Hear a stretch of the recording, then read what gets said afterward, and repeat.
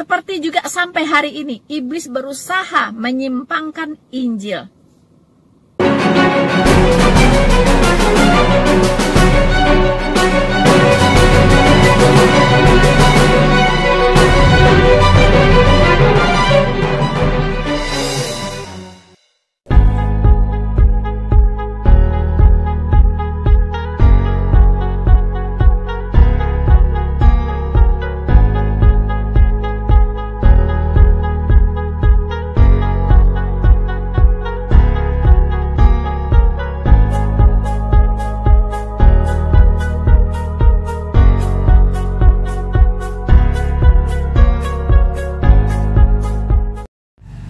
Halo saudara-saudaraku yang terkasih di dalam Tuhan.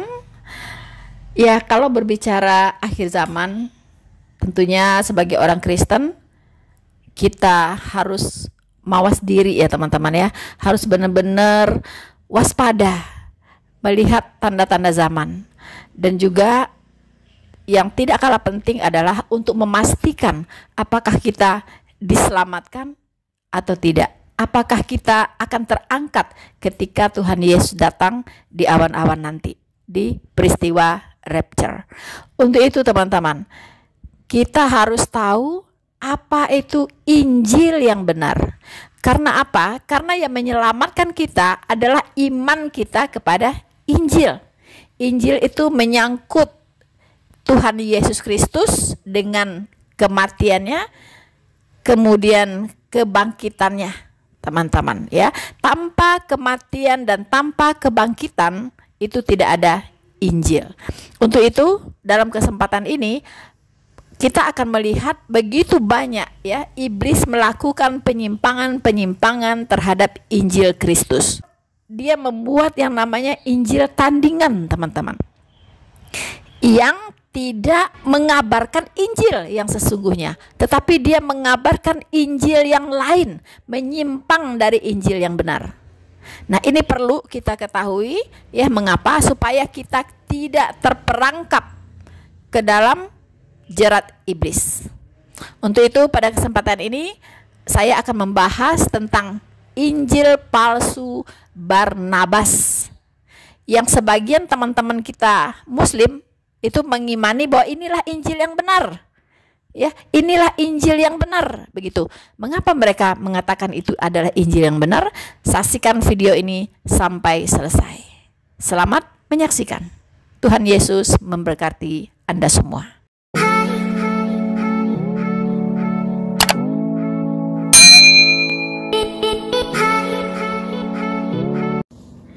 Salah satu penyebab timbulnya pertentangan antara Islam dengan Kristen yaitu dengan adanya Injil Barnabas.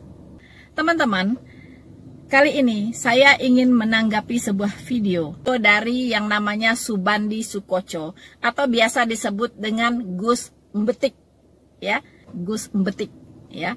Oke, Gus Mbetik yaitu membahas tentang Injil Barnabas, ya. Tentang Injil Barnabas, dan saya sangat tertarik juga untuk menanggapi ya apa yang dibicarakan, apa yang diungkapkan, apa yang dinyatakan oleh Gus Mbetik tentang Injil Barnabas. Teman-teman, judul dari videonya itu adalah bahwa Injil Barnabas ini sejalan dengan Islam. Mengapa? Mengapa disebut sejalan? Karena ada nubuatan akan datangnya nabi terakhir, yaitu Muhammad. Bahkan di Injil Barnabas disebutkan namanya, ya. Jadi ada tertulis nama Muhammad di situ. Nah, makanya dikatakan Injil Barnabas ini sangat relevan dengan isi Al-Qur'an. Ya, bahwa di Al-Qur'an juga dikatakan bahwa akan datang, ya, nabi Muhammad yang sudah dinubuatkan, yang sudah disebutkan di kitab-kitab terdahulu, ya. Jadi Gus Mbetik mengatakan bahwa Injil Barnabas ini sangat identik isinya dengan apa yang ada di Al-Qur'an. Teman-teman, sebelum saya lanjut untuk mengupas tentang Injil Barnabas, sebaiknya lah kita akan mendengarkan dulu apa perkataan atau pernyataan dari Gus Mbetik tentang Injil Barnabas. Dia enggak, ini juga tetap tauhid dan ini juga tetap tauhid gitu. Oke, yang pertama. Yang kedua tentang penyaliban. Ya, di sini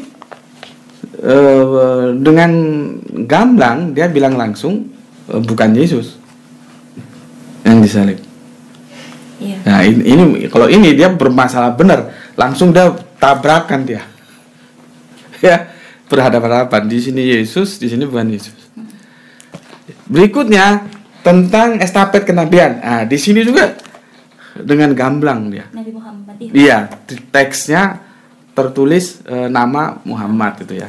Aku tidak menyinggung perjanjian lama ya. Itu sudah banyak dibahas tentang Kidung Agung 5:16 itu kan terjadi permasalahan dalam konteks terjemahan ya. Itu aku kira sudah banyak dibahas, itu kalian bisa lihat. Dan kita tidak masuk ke perjanjian lama, kita di perjanjian baru di Injil saja ya, karena konteksnya Injil Barnabas. Itu juga kan Muhammadim itu sedang dalam polemik ya. Ya kembalikan saja ke original teksnya. Itu para pakar yang mereka expert dalam bahasa-bahasa Ibrani, bahasa Semitik. Banyak kok sudah dibahas gitu, tapi aku tidak mau ke situ karena constraint kita di Injil gitu. Oke, sekarang aku tadi cerita, sekarang aku mau tunjukkan tentang tauhid ya. Ini Bismillahirrahmanirrahim.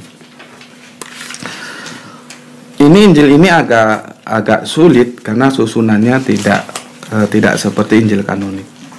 Nah, ini di halaman ini hati-hati aku ya, sudah pada copot. Ini di halaman 57 ya. Aku baca di halaman 57 ini begini. Dalam pada itu Adam sementara berputar menoleh telah melihat tertulis di atas pintu gerbang itu hanya ada Allah Maha Esa dan Muhammad adalah pesuruh Allah. Begitu teman-teman ya. Jadi Gus Empetik mengatakan bahwa nubuatan tentang Nabi Muhammad itu ada katanya ya, karena dia sedang berbincang-bincang dengan seorang teman, seorang Kristen katanya ya, tapi tidak disebutkan Kristen apa, bahkan katanya Alkitabnya agak beda dengan Alkitab biasanya begitu. Saya tidak tahu apakah ini Saksi Yehova atau Mormon apa saya nggak tahu ya. Jadi mengatakan bahwa ada katanya ya, karena temannya itu mengatakan di Markus, Yohanes yang 4 Injil sinoptik itu tidak ada katanya begitu ya. Nah, tapi Gus Empetik mengatakan ada katanya gitu, ada. Maka dikeluarkanlah Injil Barnabas. Ya teman-teman, jadi di Injil Barnabas itu tertulis nama Muhammad. Bahkan luar biasanya yang menubuatkan itu justru Isa sendiri katanya ya, Yesus sendiri katanya begitu yang menubuatkan ya. Nah ini persoalannya teman-teman yang selalu timbul ya, diskusi ya kan, perdebatan antara Islam dengan Kristen, yaitu tentang nubuatan Nabi Muhammad. Ya kan, kita sudah lihat di banyak channel ya, yaitu berbicara tentang nubuatan Nabi Muhammad. Ya, apakah di Alkitab itu ada nubuatan Nabi Muhammad, dan mereka mengklaim ada begitu ya. Para Muslim mengklaim ada begitu. Tapi kita sebagai yang pemilik Alkitab, yang kita membacanya siang dan malam dan merenungkannya, itu tidak ada begitu ya, tidak ada nama Muhammad begitu teman-teman ya. Sekarang kita akan menyorot bagaimana pandangan Kristen terhadap Injil Barnabas ini. Injil apa itu? Injil Barnabas itu ya. Nah, terus isinya seperti apa begitu ya, dan siapa yang menulis Injil Barnabas ini? Nah ini teman-teman, jadi kita sebelum membaca sebuah kitab ya, itu kita harus tahu dulu penulisnya siapa. Kira-kira penulisnya ini kredibel nggak? Begitu ya. Dia menulis Injil, kira-kira dia memang penulis Injil atau comot-comot nama muridnya Tuhan Yesus, menempelkan nama Barnabas di situ. Padahal Barnabas tidak pernah menulis Injil. Begitu, ya. Nah, seperti juga Injil Maria Magdalena. Apakah Maria Magdalena menulis Injil? Tidak. Maria Magdalena tidak pernah menulis Injil. Ya, tapi seseorang menulis Injil Maria Magdalena dan menempelkan nama Maria Magdalena sebagai judul, ya, di Injilnya tersebut. Nah, ini yang dia bisa disebut ini kejahatan intelektual, ya. Nah, teman-teman, ini kejahatan intelektual, di mana mencatut nama orang tanpa izin, ya kan, ya, dan memberikan sebagai judul sebuah buku, begitu ya. Nah, ini kalau hari ini itu udah kena pidana, ya kan, sudah kena pidana, teman-teman, ya. Maria Magdalena tidak pernah menulis Injil, ya. Begitupun Barnabas pun itu tidak pernah menulis Injil, begitu. Kalau Barnabas pernah menulis Injil, itu sudah masuk, ya, ke dalam Alkitab, sudah dikanonkan, ya kan, dan diakui, ya, diakui oleh para rasul-rasul yang lain, ya. Ini tidak, gitu. Bahkan disebut pun tidak, begitu ya, tidak ada, begitu teman-teman. Apalagi jika dilihat isinya. Kalau dilihat isinya, itu sangat bertentangan dengan apa yang tertulis di Alkitab, ya. Nah, maka dari itu Injil Barnabas kita sebut sebagai Injil palsu, atau dalam kata lain di Alkitab disebut sebagai Injil yang lain, yang sebenarnya bukan Injil, ya, tapi Injil yang sengaja dimunculkan oleh iblis untuk memutarbalikkan Injil Kristus. Nah, inilah Injil Barnabas, memutarbalikkan Injil Kristus. Mengapa saya katakan demikian? Ada beberapa alasan, teman-teman. Pertama, ya, Injil Barnabas ini ditulis jauh di belakang, ya, setelah Alkitab dikanonkan malahan, yaitu di sekitar tahun 1500-an, ya, 1580-an lah, ya. Penulis dari Injil Barnabas ini, jangan kaget teman-teman, yaitu seorang Muslim Arab. Nah, luar biasa kan? Seorang Muslim Arab yang bernama Mustafa de Grande. Dia seorang Arab, teman-teman, tapi dia berkebangsaan Spanyol, ya, berkebangsaan Spanyol. Nah, itu kan lucu sekali gitu. Kok bisa-bisanya orang Arab, ya, di tahun 1500-an tiba-tiba menulis Injil? Apa maksudnya? Pasti ada tujuannya, teman-teman, ya, pasti ada tujuannya. Apa tujuannya? Nah, dan ingat bahwa saat itu tentunya Al-Quran sebagai kitab sucinya umat muslim itu sudah ada, ya, sudah ada, begitu. Nah, lalu mengapa pula isinya kok menyimpang dari Alkitab, tapi kok malah sejalan dengan isi Al-Quran? Sepertinya tidak perlu terlalu cerdas untuk memahami itu, ya teman-teman, ya, maksud dari penulisan tersebut.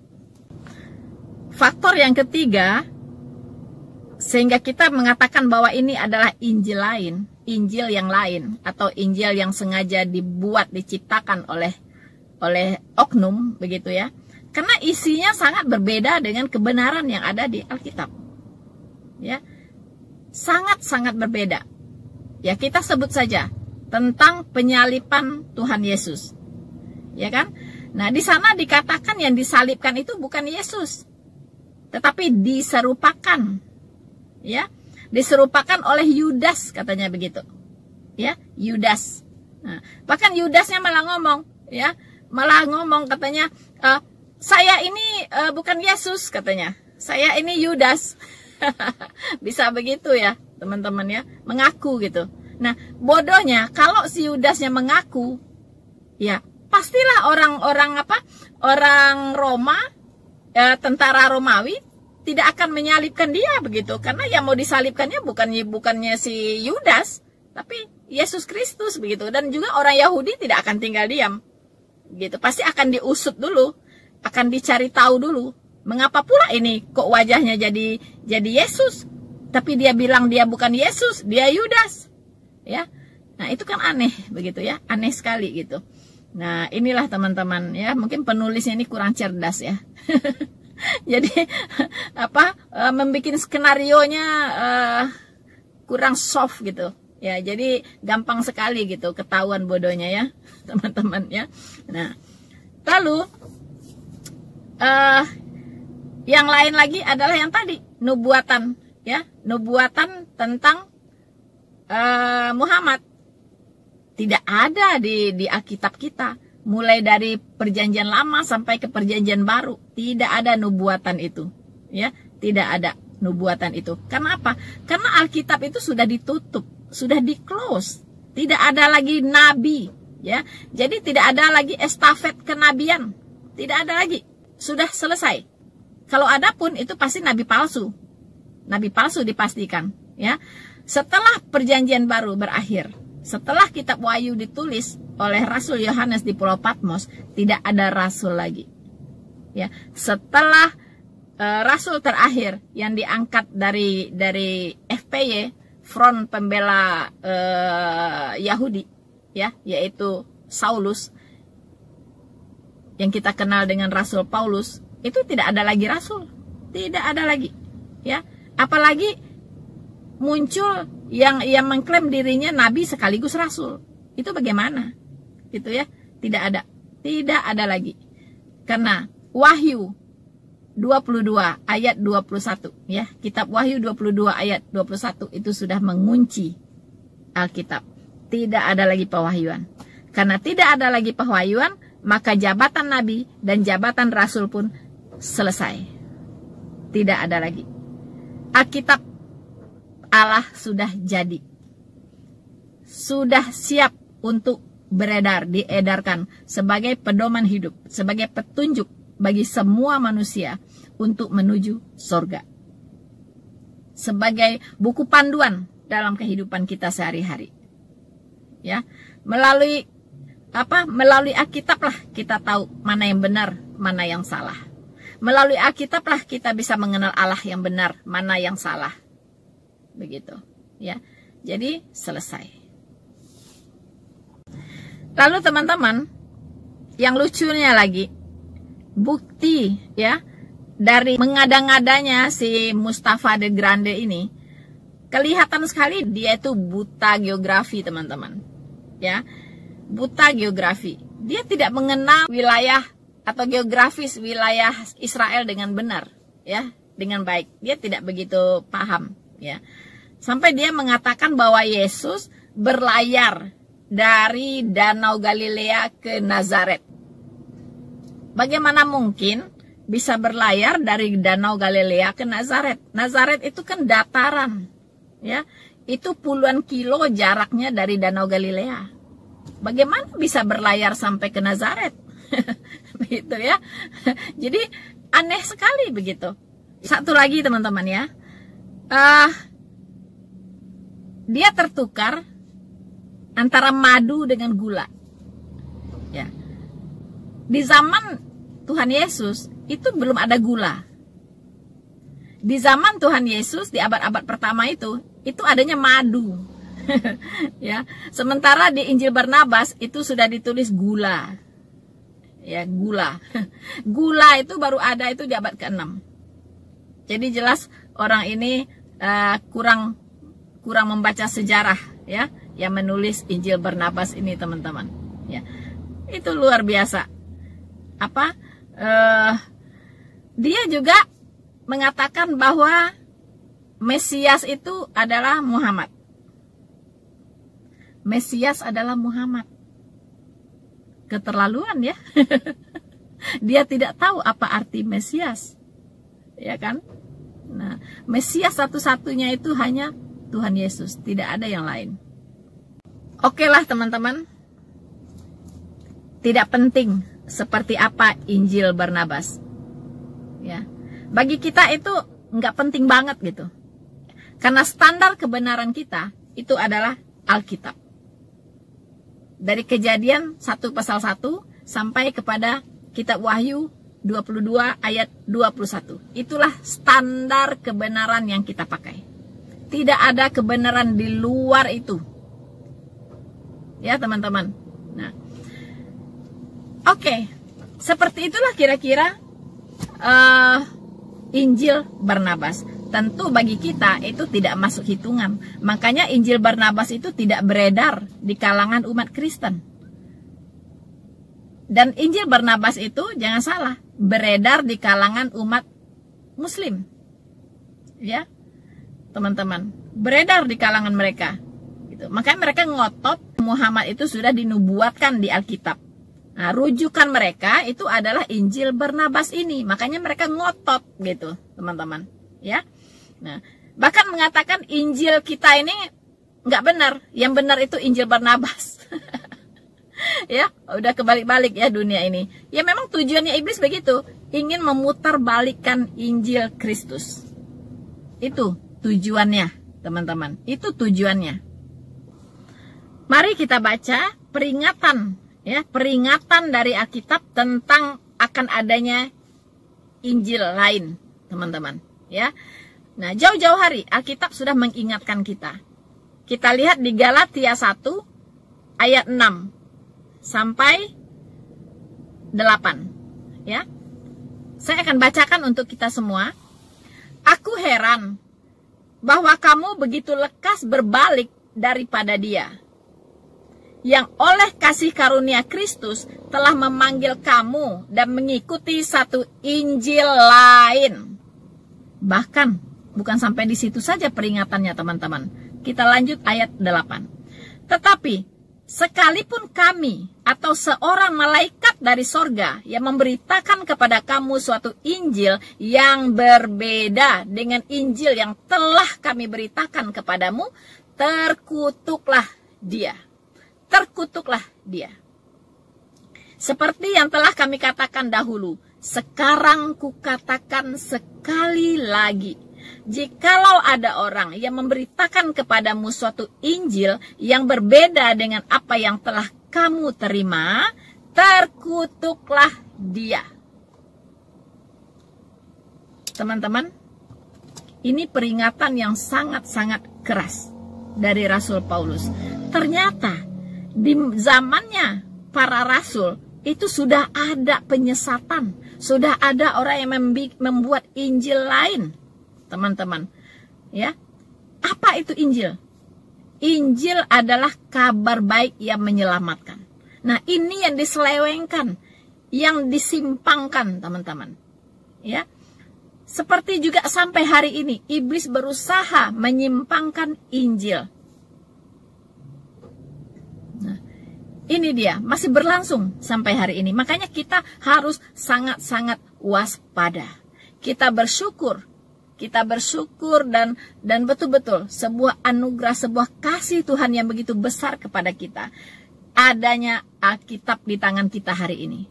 Ya, yaitu firman Tuhan tertulis. Inilah yang menjadi pegangan kita.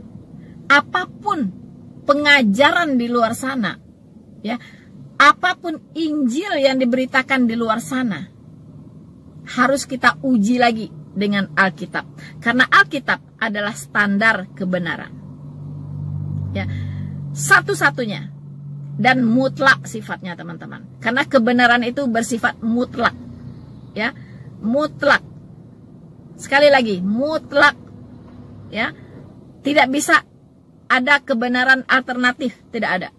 Kebenaran Allah bersifat mutlak, ya. Jadi segala sesuatu yang kita terima di luar sana, yang kita dengar di luar sana, uji lagi kebenarannya dengan firman Tuhan yang ada di Alkitab. Kalau sesuai, baru kita aminkan. Jika tidak sesuai, kita tolak. Begitu, teman-teman, ya. Karena iblis ini tidak tinggal diam. Dia selalu melakukan sabotase demi sabotase terhadap Injil. Karena Injil ini yang menyelamatkan orang, teman-teman. Makanya dia berkepentingan untuk membuat Injil-Injil lain yang sebenarnya bukan Injil. Ya. Sekarang sebagai umat Kristen, apakah kita sudah clear belum tentang Injil? Apa itu Injil? Apa itu Injil? Injil artinya kabar baik menuju sorga. Ya. Kabar baik yang menyelamatkan. Itu Injil. Apa isi Injil itu? Nggak banyak, teman-teman. Isi Injil itu bicara tentang kelahiran Tuhan Yesus. Ya, bahwa dia adalah Allah yang menjadi manusia. Yang kedua, tentang pelayanannya. Ya, tentang pelayanannya. Yang ketiga, tentang kematiannya di kayu salib untuk menebus dosa seisi dunia. Bukan dosa saya saja, bukan dosa Anda saja, tapi dosa semua orang di luar sana. Semua sudah dipakukan di kayu salib. Tinggal manusianya mau terima atau tidak, mau mengaminkan atau tidak. Begitu, ya. Bagi kita yang mengaminkan dan menerima kasih karunia ini, ya, kita dosa-dosa kita sudah terhitung disalibkan. Begitu, teman-teman. Nah, itu isi Injil. Ya, kita hanya perlu mengaku dosa, ya, mengakui kita orang berdosa, mengakui dosa-dosa kita, ya, dan mengaminkan pengorbanan Tuhan Yesus di kayu salib bagi kita. Dan kita hidup bagi Dia. Nah, ini harus clear, ya. Jadi tidak ada lagi diselamatkan plus ini, plus itu, plus ini, ya. Diselamatkan harus begini, harus begitu, tidak. Ya. Aminkan itu, teman-teman. Ya. Kemudian tentang kebangkitannya. Nah, ya, tentang kebangkitannya. Itu isi Injil. Kemudian tentang kedatangannya nanti. Itu tambahan, ya. Kedatangannya nanti sebagai hakim bagi seluruh umat manusia. Nah, itulah inti dari Injil. Nah, inilah poin-poin inilah yang sengaja disimpangkan, ya, diselewengkan oleh iblis. Dia mengatakan bahwa Yesus itu hanya manusia, bukan Tuhan. Ya. Dia katakan Tuhan itu tidak mungkin jadi manusia. Tapi kita katakan manusia yang tidak mungkin jadi Tuhan.